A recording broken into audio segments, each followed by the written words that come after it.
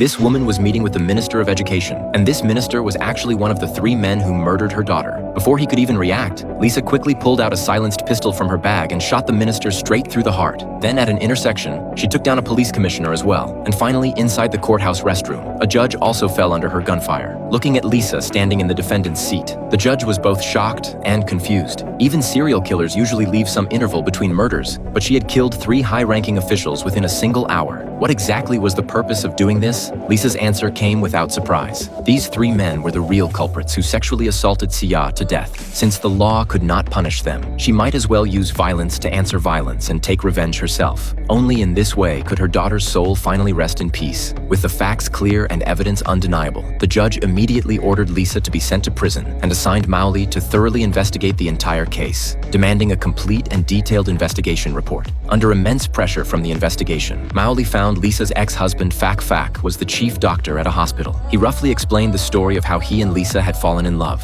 After several years of marriage, Fak faced constant pressure from his parents urging them to have children. But even then, Lisa would rather adopt a child than give birth herself. Eventually, under those circumstances, their marriage came to an end, which meant the truth was that they never had any child at all. Hearing this revelation, Maoli was completely stunned. After further investigation and interviews, he discovered that Lisa's neighbors and coworkers all knew about Sia's existence, yet not a single one of them had actually seen her. Even the cemetery caretaker told Maoli, although he had been drinking a bit that night, he could clearly remember that the weather was perfectly clear, and Lisa's behavior had been extremely strange. Even though there was nothing in her arms, she acted as if she were holding someone. The next day, he wanted to tell the police chief about it, but the chief brushed him aside, so he chose to remain silent. At this point, Maoli could more or less confirm that Lisa likely had serious psychological problems. To verify his theory, he contacted Fak again and sent him Sia's photograph. But after seeing the picture, Fak gave Maoli a shocking answer. Isn't this just Lisa when she was little? Her full name is Sia Lisa. At that moment, Maoli's emotions became extremely complicated and shocked. The very next second, he appeared at a friend's house. This friend happened to be a famous local psychiatrist. From a professional perspective, he provided an explanation. It was highly possible that Lisa had suffered severe trauma during childhood, and under that trauma, she developed a delusional mental disorder. Patients with this condition often struggle to distinguish reality from fantasy, frequently bringing imagined scenarios into real life and firmly believing those scenarios truly exist. But this only made Maoli even more confused. If Sia was merely a product of Lisa's imagination, then how could the assault committed by the 3 dead men be explained? In response, the psychiatrist proposed a bold theory. Because patients completely believe in the people and events they imagine, simply questioning them directly would most likely lead nowhere. The only way to uncover the truth was through hypnosis therapy, as it was the only method capable of digging into the patient's subconscious memories. And so after Maoli's repeated persuasion, Lisa finally agreed to undergo hypnosis treatment inside the prison cell. Under the doctor's step-by-step guidance, Lisa quickly entered a hypnotized state.